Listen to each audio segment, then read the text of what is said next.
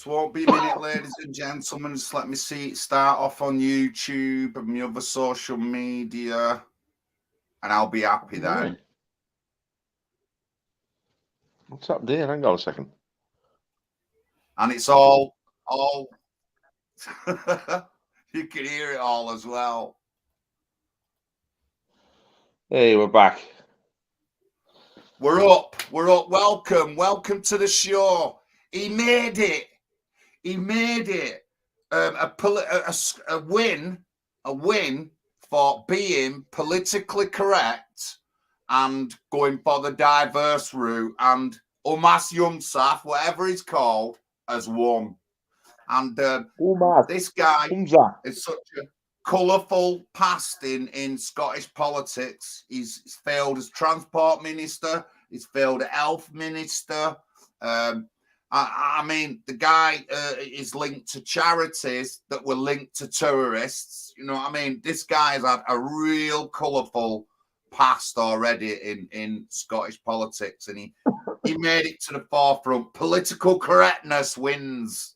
He absolutely won this time for Yousef, and everyone can see nice new T-shirt on there for Big John, and that's thank you to Simon at UNN for that. Thank you very much. But Paul, what do you think?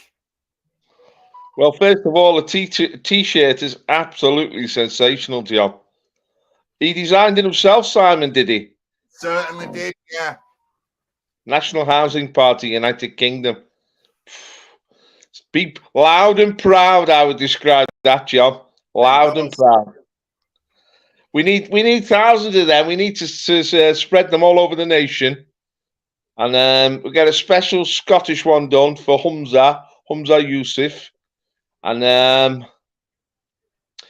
yeah, my favourite with Humza is Chris Donnell case. Remember that?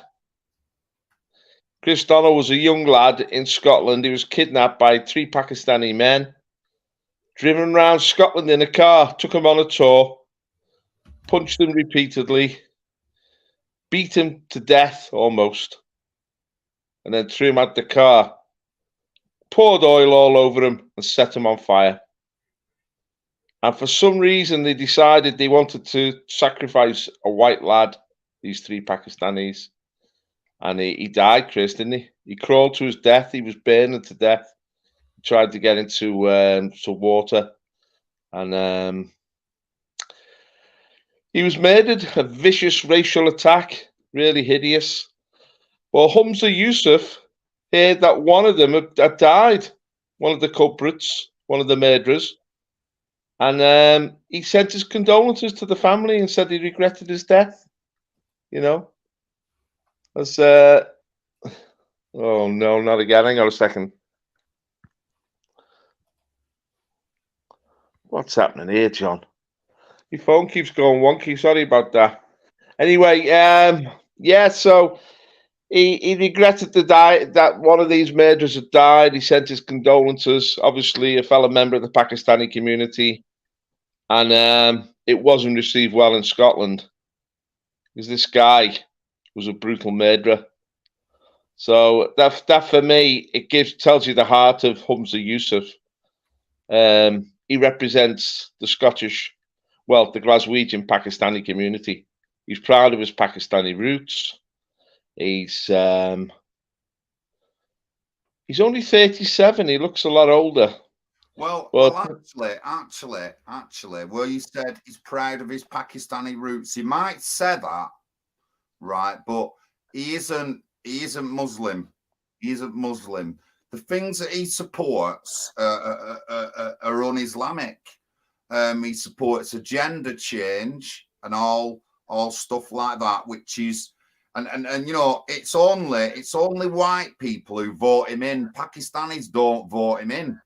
They don't vote for him. It's only white Scottish liberals who vote him in, the whiteys. Well, he's a bit like Sadiq Khan in London, isn't he? I mean, Sadiq Khan was well known as a lawyer representing Islamic terrorists who were being charged with all sorts of things. defending all these Islamic extremists, and espoused a very fundamentalist form of Islam himself, Sadiq Khan, until he got the position to become the candidate for the London mayoral job. And he changed his tune then, and he started espousing all these liberal issues. I mean, they call it, they have a word for it in Islam, don't they? What is it when you sort of deceive people? You deliberately deceive people. You don't actually believe it yourself, but you espouse these things because it will make you popular. And I think it's the same with Humza. It's exactly what he's done and what he's doing. But ultimately, his goal is to advance Islam and the Islamic Ummah in Scotland and in the United Kingdom. He's a Trojan horse, John. That's all they are. He's a Trojan horse. Tariq Ali's a Trojan horse. And of course, we've got our own Rishi Sunak down in London. Now, Rishi Sunak and Humza Yousef both are from the Punjab, which was separated when India and Pakistan was divided. Most of the Punjab's in Pakistan. But there's a third Punjabi which has got power in the British Isles, and that's the guy in Dublin, Leo Varadkar. He's a Sikh. So we got the full set. We got a Muslim, we've got a Hindu, we've got a Sikh running the three kingdoms, England, Scotland, and Ireland.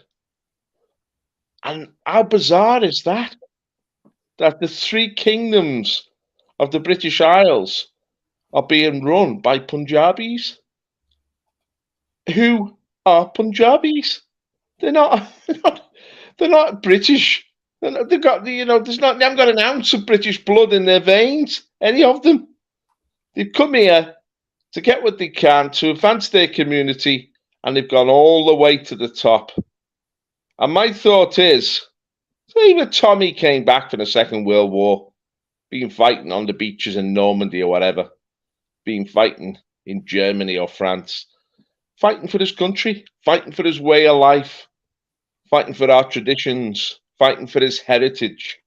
If he was to come to Britain in the year 2023 and see these people in control of our country and pushing their agendas, what would Tommy think? What would he think? He'd think we'd been occupied. He'd think we'd been taken over. He'd think that the British are being replaced by not only people from the Indian subcontinent, but by non-Christians, because we had a very strong Christian tradition in this country. And so he would be absolutely disgusted by what he saw. And he would think to himself, Tommy, why did I go and put my life on the line for this country? Why did so many of my friends and colleagues give their lives to defend the liberty of this country? And yet it's just been thrown away. That these people who are not British have come here and are now abusing the system. They just lie to us repeatedly. Everything they say is a lie and a distortion. And now they've been promoted into positions of complete power. As I say, there's Sadiq Khan in London as well. And they're going to use that position of complete power to advance the interests of their fellow co-religionists. So Humza Yousef will do exactly what Sadiq Khan is doing in London. He will Islamify Scotland, just as Sadiq Khan is Islamifying London. And Rishi Sunak, the first thing he did when he was elected at number 10 was, I think it's Diwali in number 10 Downing Street. He didn't release any Christmas message because he's a non-Christian, but he had a Diwali celebration in number 10 Downing Street. Now people say, oh, this is diversity, isn't it wonderful? No, this is a change of our culture. This is replacing the British way of life, British traditions, and ultimately the British people and British civilization with foreign gods, alien gods, alien people, and alien agendas. And this will impact every area of people's lives. I mean, we talk about social housing. I mean, Humza Yousef will do just what Sadiq Khan's done in London. He will create social housing exclusively for the Muslim community. And these people promote the co-religionists, their fellow ethnic group, you know, whether they be Pakistani Muslims, Punjabi Hindus, Sikhs, Leo Varadkar. Now, Leo Varadkar has overseen the biggest transformation of Ireland in its history, even more than Oliver Cromwell did. Leo Varadkar has brought in mass immigration to Ireland. In 25 years, Ireland has changed from a traditional Irish society to what is now called a global community. And Ireland, Dublin, are like foreign cities. The Irish don't know what's hit them. Everything they thought their country represented has been replaced. These people are symptomatic of the great replacement, replacing the British people with a totally alien group, different religion, different traditions, different ethnicity, completely different. I want to be devil's advocate. I want to be devil's advocate for a minute, but Paul, they tell us that we need this. They tell us that we need all these people to work and do our shitty jobs. They tell us we need all this. They tell us that everything that we do and eat and the way we live is from somewhere else. That's what they always tell us. So shouldn't we be listening to them? Well, before they all came, I mean, don't forget, this is very recent these people arrived. I mean, I don't know when Humza Yousef's parents arrived, or Rishi Sunak, maybe the 70s, maybe, you know. We were doing okay as a country. We weren't sure. Everything worked. In fact, it worked better than it does today. We had our houses. We had our families. We had a prosperous economy. We lived in a what did he call it? Like a society where we all do the same. You know what I mean? Our Christian faiths are still here. They might be Catholic, but you know, we all live similar. I forget what they call it. Something society they call it. And it was great. Is probably the word. Cohesive society, integrated society. Of course, I mean, you know, after the Second World War, there was very little immigration before the First World War from outside of Europe. After the Second World War, we got obviously your dad came from the West Indies. The West Indians came over, and they were Christians, so they could ultimately join into our culture, you know.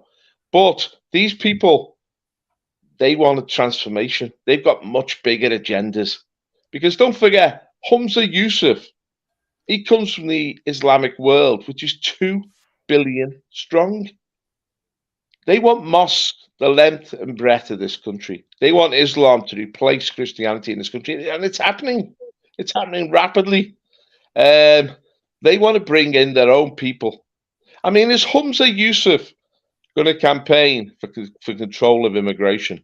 No, he's going to open the floodgates even wider. At the moment, there's 1 million immigrants coming into this country every single year, 1 million a year.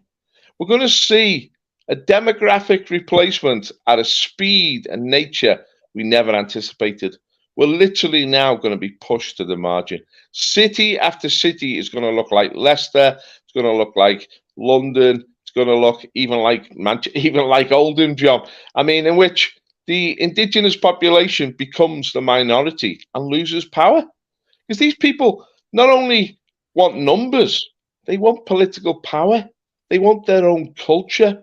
They want their own agenda. And they're not going to listen to us. We will no longer be the head in our own country. We will become the tail. And that's what's happened. Now, in the Bible, that's what it's called, a curse. This curse will come upon you. The foreigner amongst you will rise higher and higher. They will become the head, and these people will become the head, and you will become the tail. Now, the tail just moves around. The head controls everything. They will determine the nature of our society, where the resources go, who gets the resources, who gets the best jobs, and they will attack us. They will say that we're racist for wanting to defend our own way of life and our own nation. They will say that we're racist for wanting our people to get access to social housing. They'll say that we're racist for wanting for believing that the NHS should serve the British people. Oh no, the NHS is for all these people that are coming in from India or Pakistan or, I don't know, Somalia. And the legal system will be changed. Suddenly, I mean, only the indigenous population can commit hate crimes. These people are always the victims. They play the victim card. So who are the villains? The indigenous British people for wanting to protect their way of life. We don't realise what we've let ourselves in for here now. We've let ourselves in, John, for a nightmare. This is an unfolding nightmare because these people have got agendas and they're only just starting to happen. Where will those agendas end? Where do you think they're going to end, John? Well, destruction of everything over here. I just want to just stop. I want to go back to the Chris Donald case that we mentioned at the beginning. So the guys, the three guys fled to Pakistan, and it was a guy called Chowdhury Mohammed Sarwar, who was councillor at the time in Glasgow, who went over there to talk to to get these guys back. So they came back, and this guy's recently stood down as being a member of parliament because since Chris Donald's death, he has been attacked off his own community for going shopping and getting them guys back over here. This is what we're up against. Paul, you just heard Paul, but this is the fundamental of British law and the way we are, that they got away with doing that because the gangsters, the guys who killed Chris Donald, were Pakistani gangsters. And I've talked about them in Oldham. They've destroyed Oldham with heroin. It's the same thing up in Glasgow. They've flooded heroin onto the streets up there and really untouchable. And a prominent Glaswegian who was on the investigation at the time, he's retired now, but he turned around and said political correctness and these Pakistanis, the police wouldn't deal with them. They left them to do what they were doing in Scotland, and that's all true. Also, it was like the first national case that made a lot of headlines, but not for the right reason. There was no racial angle put into it, that was repressed, certainly by the BBC, who refused to admit that it was a racist attack. And even now, I kid you not, even now there's people, and when you talk to them about that, they'll flatly not believe that it was a racist attack. This is how blind some of the white people are in Scotland. Honestly, it's just unbelievable. I just wanted to get that back in because there is a lot behind Chris Donald's case, and there's a lot behind a lot of cases in the UK that I talk about and other people talked about. But have you ever wondered, what the further behind it? Like I said, this guy thought he was doing the right thing. He wanted to bring these guys over, and for that he was hounded, and he's stepped down into a shadowy life because his own community attacked him for shopping them guys in. So this is what we're up against, ladies and gentlemen. It just destroys all the fundamental values and laws that we have as Christians and in England. It just wipes out all that. And I have to say, I'm sorry if it sounds like directing at you, but this is like caused by white people. Go on. Well, John, the truth is, most white people are in denial about what's happening. or they're going along with it because they think somehow they'll benefit, and somehow it's virtuous to go along with your own replacement and with the attack on your own people. But these people are corrupt, John. Their cultures are corrupt. The word I was looking for before was tekia. Tekia is when you pretend to be one thing, but the reality is the exact opposite. It says in the Quran, smile at them, but hate them in your heart. Be nice to these people, beguile them, confuse them, but in your heart, hate them. And there's nothing in the Quran, not one word, which says love your enemy or love people of a different faith. Every time people of a different faith are raised in the Quran, they're attacked, and you're called to attack them. So they've not come here ultimately to live in harmony with us. They've come here to bring about something called dawah, which is an Islamic strategy for turning a non-Islamic nation into an Islamic country. Once they get a certain amount of power, they accelerate dawah and they begin to bring in Sharia law. Is that what Scotland wants? Sharia law? Is that what the Cockneys in London want under Sadiq Khan? Sharia law? Wow. Are we in denial about what's happening? Our nation is falling. You know, I feel sorry for the Irish, particularly, because it's just happened so quickly for them. In Britain, we've had a chance to resist this, and people have resisted, but the resistance has been broken so many times. I wonder in this country if we have the institutions left to resist this takeover of our land by South Asians and their communities. It seems everyone is batting for them now.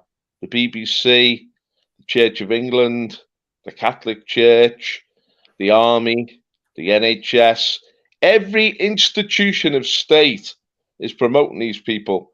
And we've got to form a new institutions, new parties, and let's get one going. The National Housing Party, NHPUK.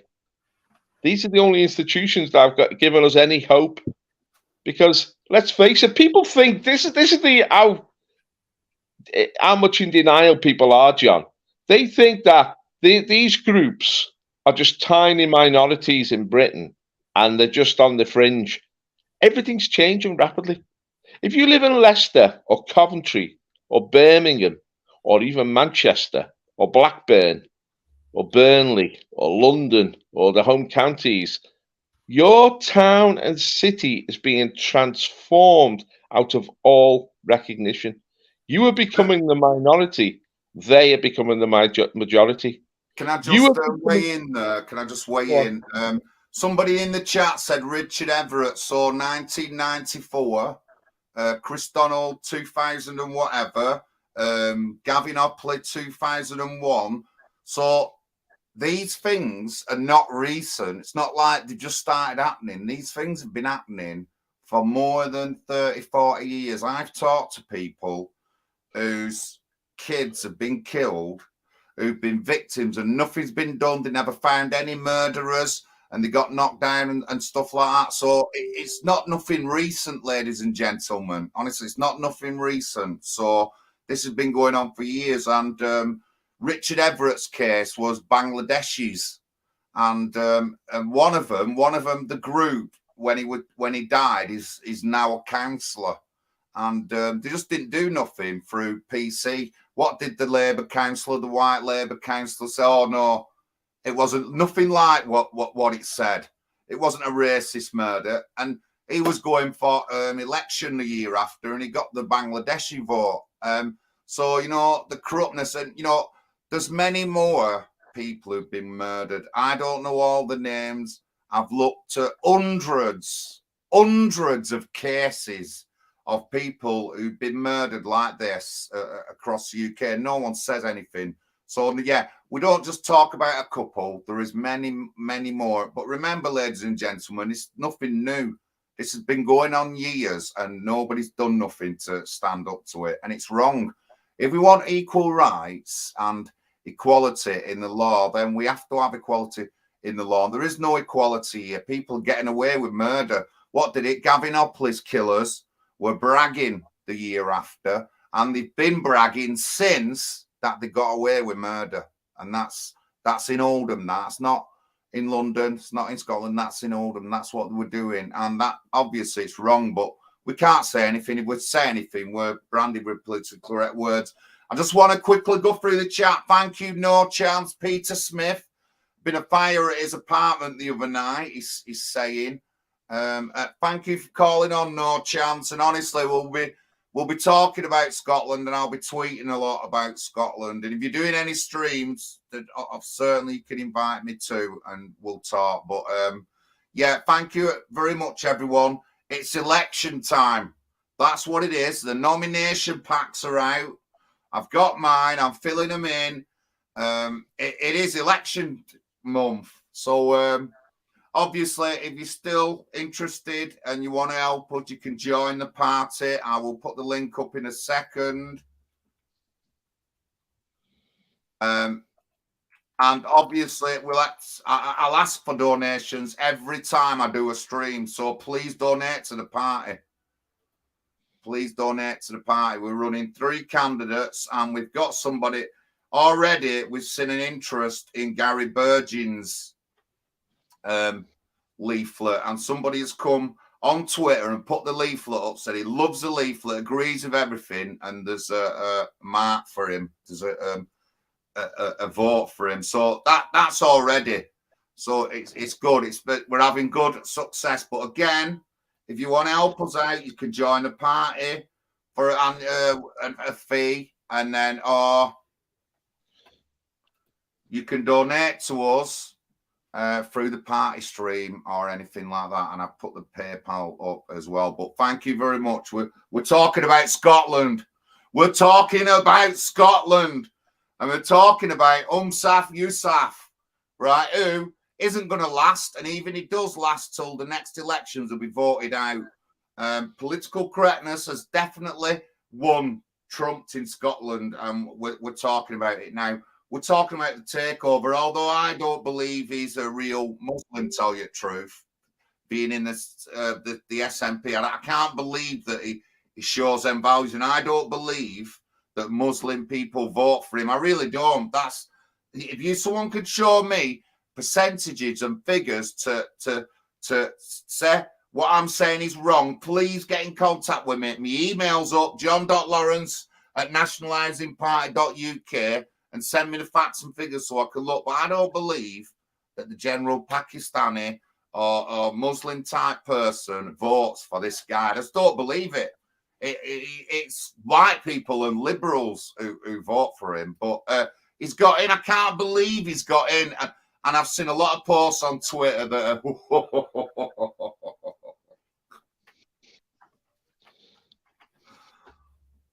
are unbelievable.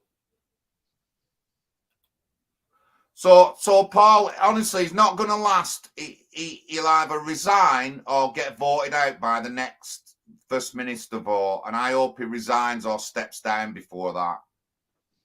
John, what you got to remember is that every Islamic community across the United Kingdom, that's more than 4 million people now, it's really mushroomed the Muslim population, and it's exploding in number.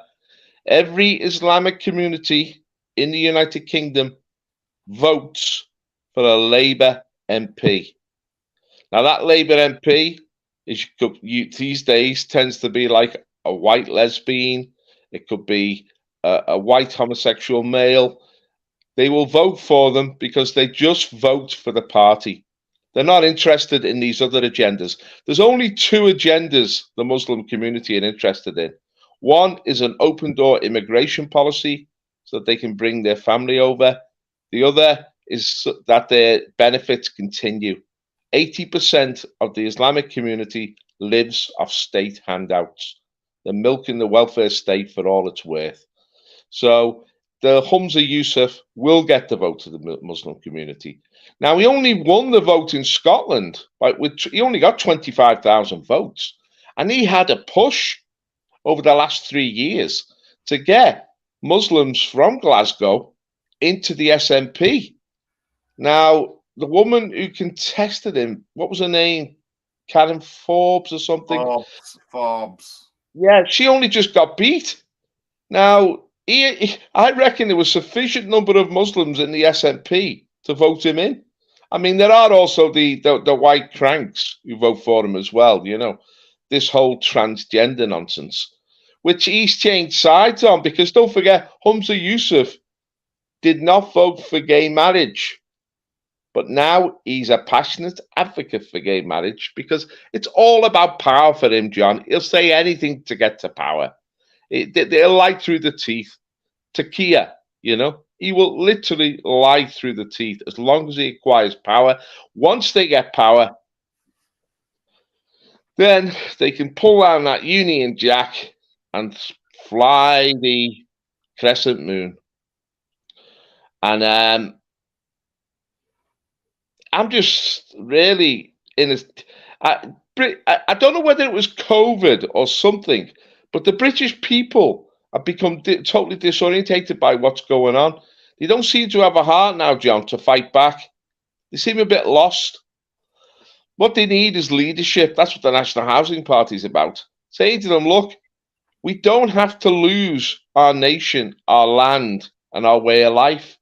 If we rally round and vote, our values can still rule in this country, traditional Christian values. And you're saying it's election time. I've been out campaigning for Gary in the Wirral on Merseyside, and I got an amazing response off people. The big message I got off people on the street, John, when I was campaigning was Labour Party doesn't listen to us, is not interested in us, and takes our vote for granted. They were so happy to have an alternative. But we've got to give them hope that not only is the National Housing Party an alternative voice, it's also a party that can make an impact, that can actually scare or even defeat the Labour Party and take power and be a voice in the council. I mean, if you got elected in Oldham, what a coup that would be for the people of Oldham. You would speak on their behalf on all the big issues. You would expose the corruption in the council. You would expose. Go on, John. They'd hate it.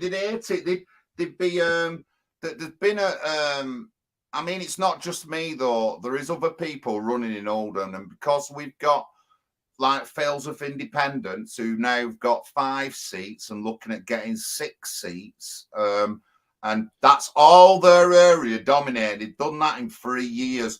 Labour, Conservative, the mainstream parties in Oldham are scared already, Paul. They're scared already.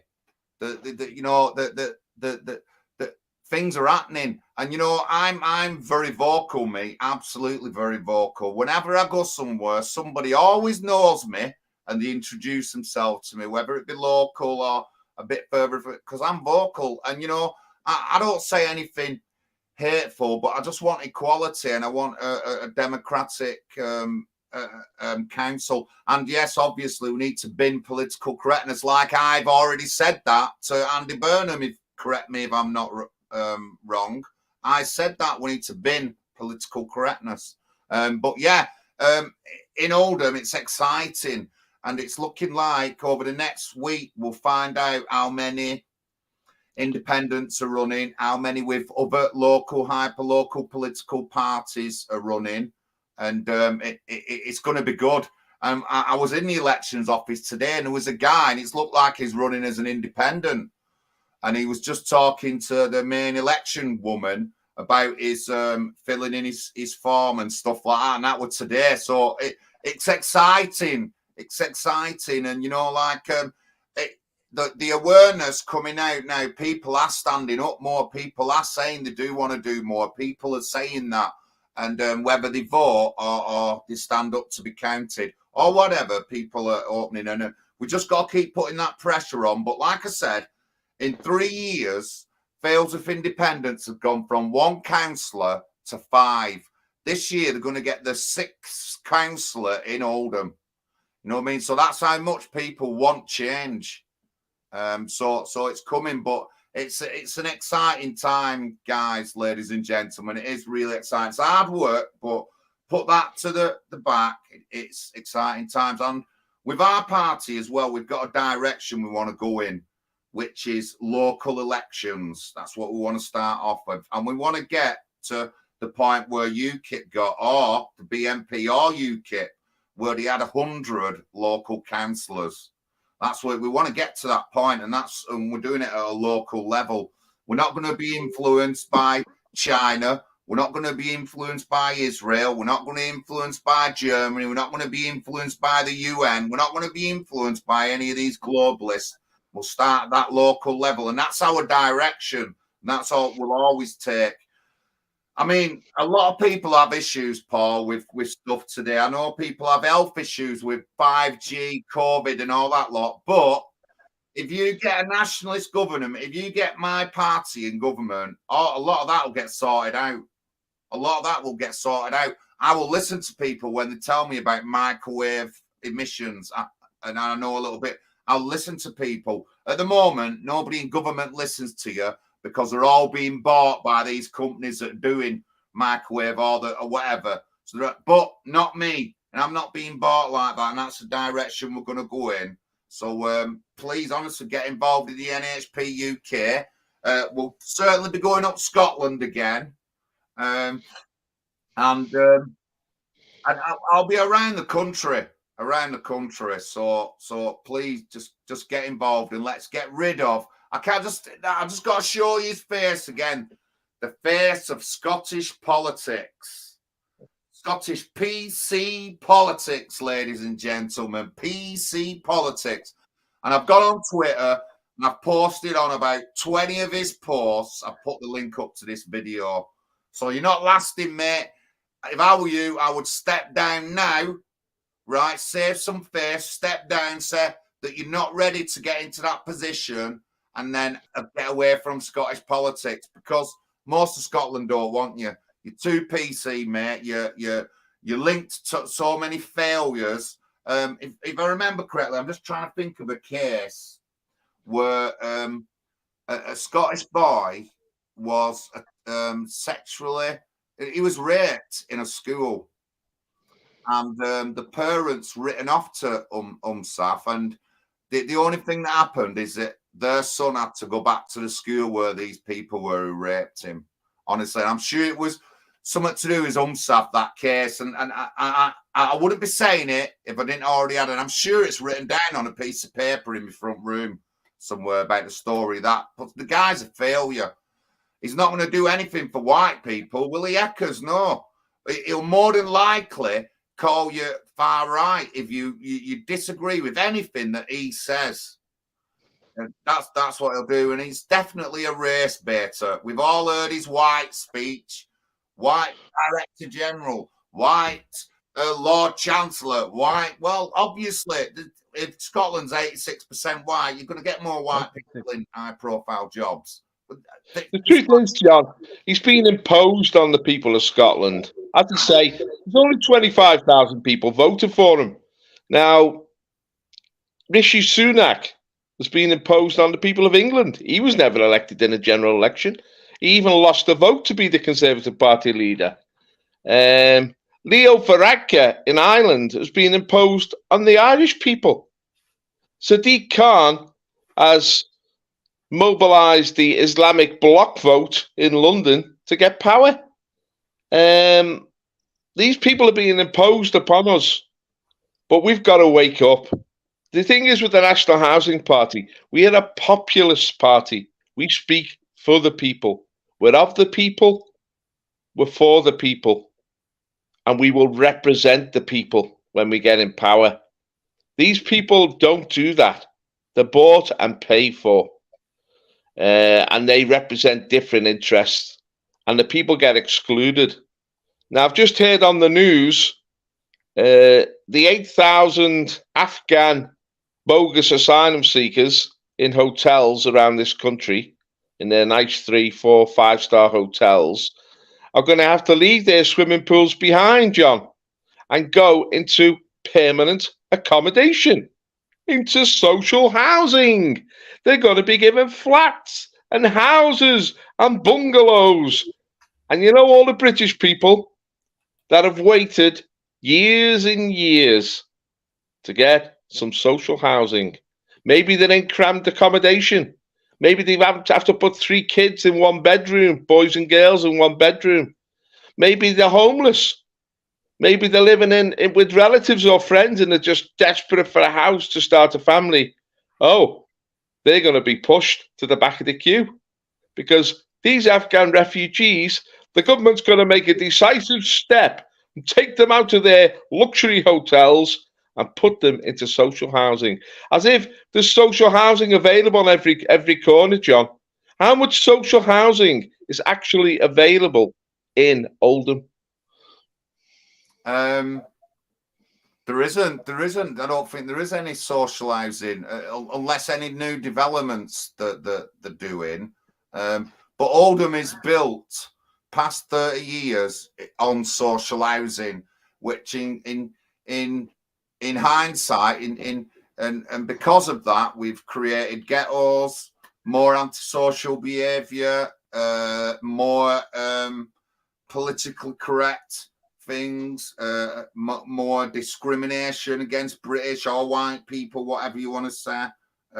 But it's caused more of that with the social housing. It was always a big problem, and it was one of the issues that was brought up to do with the riots was social housing, and this one of the things that my dad said, and that created the ghettos. So it's not good. Social housing, it's really, when you look at it, it's not good. It creates a lot of Oldham, of what Oldham is through social housing. So there's got to be a different way, or we've got to call it differently. But honestly, the way we say social housing and where we think it works, it just doesn't work, and it hasn't worked in Oldham for 40 years.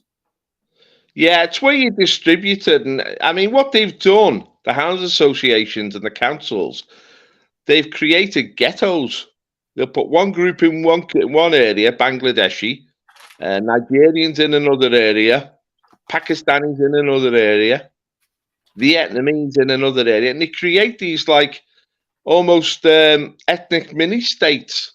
They divide these cities along these lines. But this is what power gives these people. They can now shape society as they see fit. What sort of society does Humza Yousef really want? I'm not talking what he says to the media. In his heart, what does he want for Scotland? Does he want an Islamic Scotland? Does he believe that the Muslim faith is what Scotland needs? And so ultimately, I believe Humza Yousef is practicing taqiyya, that he is a sincere Muslim and he wants to bring about Sharia law in Scotland. And I believe the same for Sadiq Khan in London. And I believe that Rishi Sunak is a sincere Hindu and he wants the Hindu community to multiply and gain power right across England. Because this is their identity. This is what they value. They're not British. They haven't got a drop of British blood in their veins. It's not equality they want. It's domination. It's dominance. We will be subjugated and we will become, as I said earlier, the tail. They will become the head. And there are consequences to that. Dramatic consequences. What it will ultimately mean is that their children and grandchildren will inherit this island. And our children and grandchildren will be pushed to the margin and will be dispossessed. We're being dispossessed in our own country. We've been here. My family has been in the British Isles for at least 15,000 years, since the last ice age. I've got Scottish ancestry, Irish ancestry, Welsh ancestry, English ancestry. We've built this nation century after century. The reason we've enjoyed such a good life in this country is because our grandparents and great-grandparents and earlier generations not only fought to defend this land, but they worked hard. They dug the coal. They worked in the factories. They worked in the shipyards. They built the houses. They went to school. They set up businesses. They took risks. They built up this nation to give their children and future grandchildren and great-grandchildren, future generations, a better life in this country. But we're risking it all being thrown away now. Because the people within power, John, this is the thing. These people are just not figureheads. They actually have the power over our lives now to set the laws, to choose who serves in the cabinet, who are the ministers. I mean, not only is Rishi Sunak the prime minister, but Silva Braverman, she's the home secretary. They promote like people like themselves, birds of a feather, into positions of power, and they've got an agenda, and the agenda is to dispossess us and replace us in our own land, not to integrate. They're not Christians. They don't value our culture and our inheritance. To them, it can just be cast aside as if it's nothing. And where are we, the British? And we've stood up in the past. I mean, I've stood up in patriotic parties myself, and we've had a good run. We've got millions of votes, and we've stirred the British people. And I believe ultimately the British people wanted what we wanted.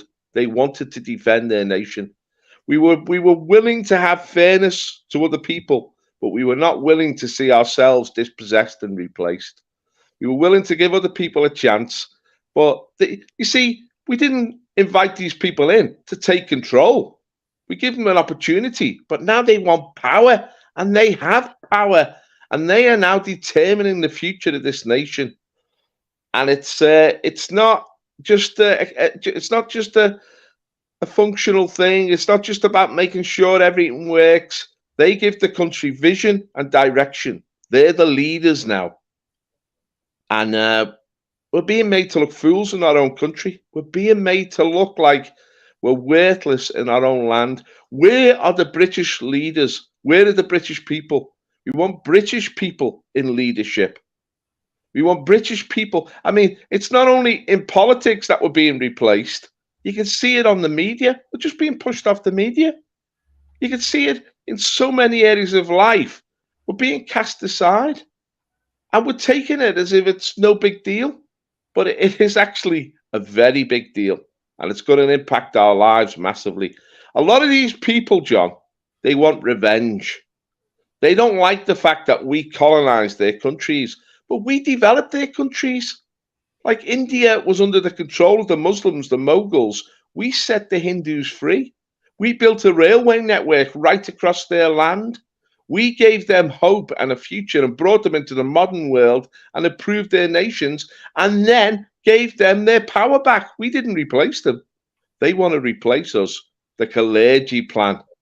This is a long-term goal coined by the globalists to destroy the nations of Europe. It's not just happening in the British Isles, but we didn't realize it was going to happen so quick, John. We thought these people would join in, maybe integrate with us, maybe come alongside us, but they've gone for power now. They want to impose their agendas on us. And it's a lot scarier than people realize. Yeah, things are not going to be the same. It's absolutely scary. I can go and think about the end, right at the end game, and what it'll be like for certainly the white British. I can certainly tell you that. And like you said, there is a campaign to quieten down the whiteness of Britain. There is. There's a campaign. I'm going to be doing a series of videos about what them just attacking white people. When it's drag queens and gender identity, they only attack white people. When it's anything to do with the police committing crimes, it's only the white people that they say. And I can prove all this. But I'll show you. I'll do a series of video, and it's not fair. It's not fair. I want equality, me. Don't matter. I don't care what colour, whatever you are, but you follow by our laws and rules, and you accept the punishment and the accountability. But a lot of these people don't accept it. And I don't believe any of these people are loyal to the UK.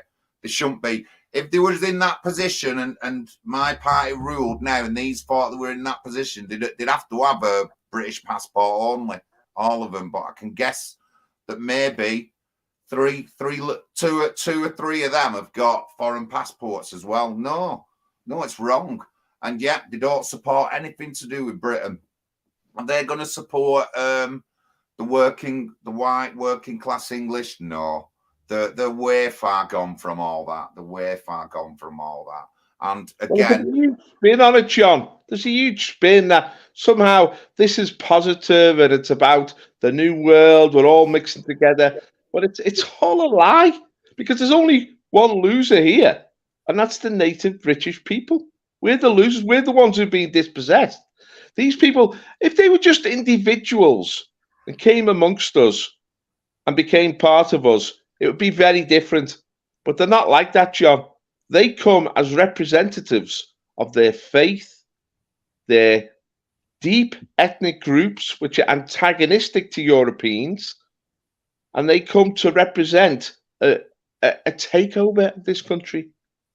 They're actually, if you peel away the surface, they're a threat to us. And of course, they didn't come just to their own accord. The Khaliji plan wasn't hatched in India. It wasn't hatched in the Punjab. The Khaliji plan was hatched in Europe, and it was financed by the Rothschilds. It was financed by the globalist bankers who wanted to strip nations of active citizens, of patriotic citizens who could hold them to account.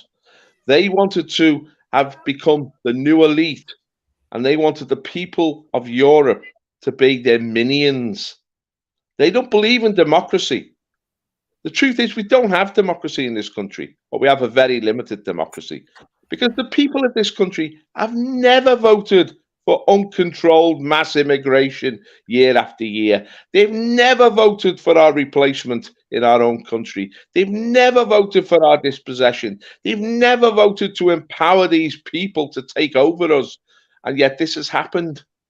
This is because we don't have democracy. The media is not democratic. It doesn't speak for the people. It's not the tribune of the people. It speaks for the elite, the BBC. It speaks for the globalist elite. All they do is manipulate us and exploit us and abuse us. And we are denied patriotic voices to represent the British people, or just represent our values. You talk about equality, John. I call it fairness. All we want is a fair playing field, and it's not happening. The finger is always pointed at us. Like they say, only white people can be racist, and all white people are racist. We start off with our hands tied behind our back. These people play the victim card at every drop of the hat. And this is how they get their way. If anyone challenges, you're talking about unfairness under the law. I remember a guy called Keith Brown in Stoke who was murdered by his Muslim neighbours, hacked to death with knives. Those people who murdered him, they got 4 years in prison, and they were released after 18 months. Now just flip that over. If Keith Brown had stabbed to death his Muslim neighbours, he'd be serving 40 years in prison now, and he would never get out. Yeah. And this is the reality.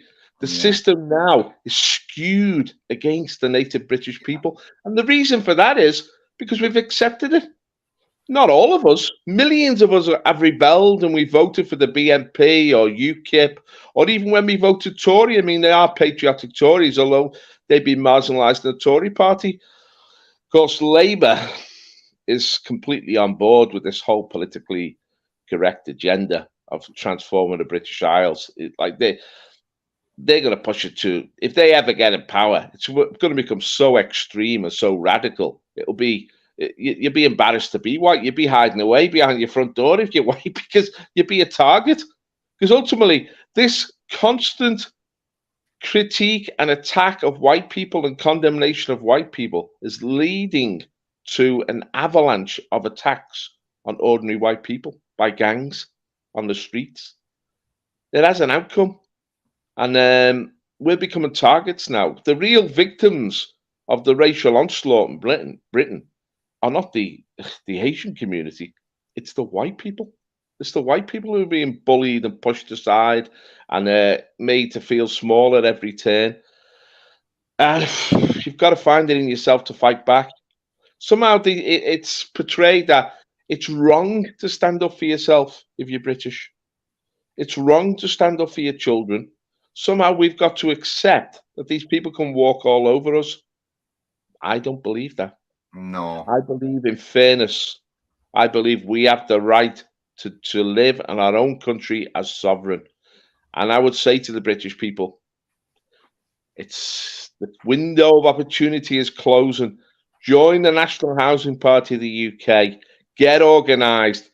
Get active. Fight for true natural justice. Fight for true fairness, and fight to defend your inheritance, because that's all we'll ever pass on to our children, John. It will be. Thank you very much, Paul. Thank you. Our quick, fantastic hour time up. You've heard us today, honestly, with Humza Yousef coming in as SNP leader. It's looking dire for the UK, but I'm not having that. I know I've still got something there, and I hope that you lot have got something there. There's a lot of things wrong with this. A lot of us have been too late to wake up, but they've been planning this. They knew for 30 years how to control us by throwing at us politically correct words, branding us with these words, bringing in all these words that we can't say anything against other cultures, religions, and all that. And you know, the simple fact is, Pakistan would never accept a white prime minister. India would never accept a white prime minister. Yet we have to accept it over here. No, until all the world is equal, then we don't have to accept it. And I'm siding with the white British 100% that they do not have to accept that. Because it's all right around the rest of the world. Nigeria can say they don't want gays, I'm going to lock them up, no one will say nothing. But as soon as the minute you mention that you don't want drag queens gyrating in front of 2-year-olds, you're branded with politically correct words. Honestly, what a joke. It's unbelievable. But thank you very much, everyone in the chat. I see you there, Craig. And Pat, you like the T-shirt? It's off Simon, UNN Simon. UNN Simon. It says NHPUK on back as well, on top, the top section of it. But give me that Saturday. But yeah, but yeah, Paul. I want one, John. I want one of those T-shirts. I want a bag full of them. See you next week, John. All right, thanks, mate. See you next week or tomorrow or next week. Thank you very much, everyone. Don't forget, you can go through our party website. You can donate there. Thank you for any Mark Williams, thank you. And I am well aware that you've donated already, and you've donated a couple of times. Thank you very much, my man. Everyone else, Peter Smith, thank you very much, mate. Lisa Leto, you're in. Thank you, Lisa. But yeah, we've had some good stuff coming back from the Wirral, and we've had some good stuff coming back from Bristol.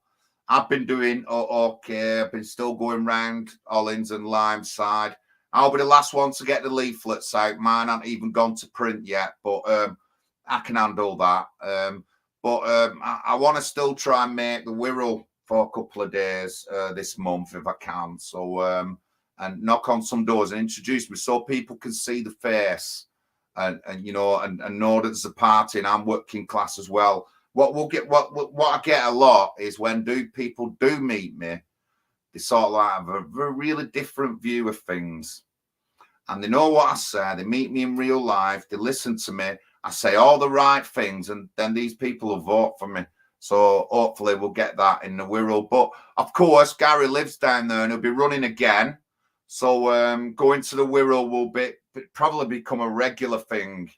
And I'm already looking like I might be trying to help someone who's just disadvantaged, an older woman who's disadvantaged who I've got in contact in the Wirral, actually.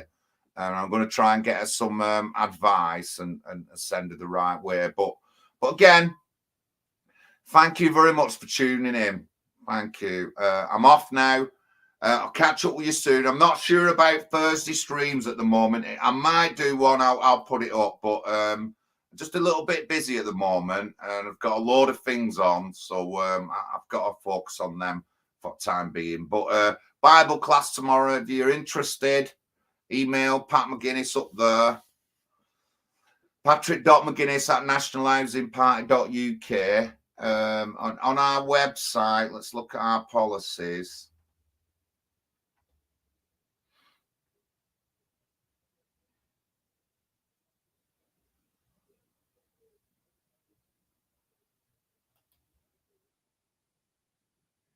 We've got our religious buildings policy, and I just want people to, I just want to get it up.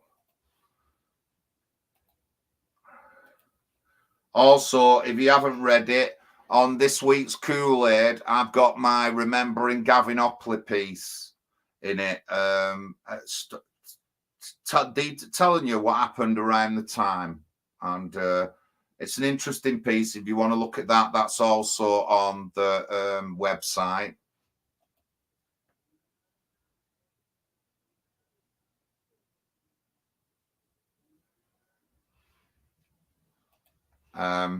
So yeah, our religious buildings policy. We don't want any more religious buildings building any kind of religion.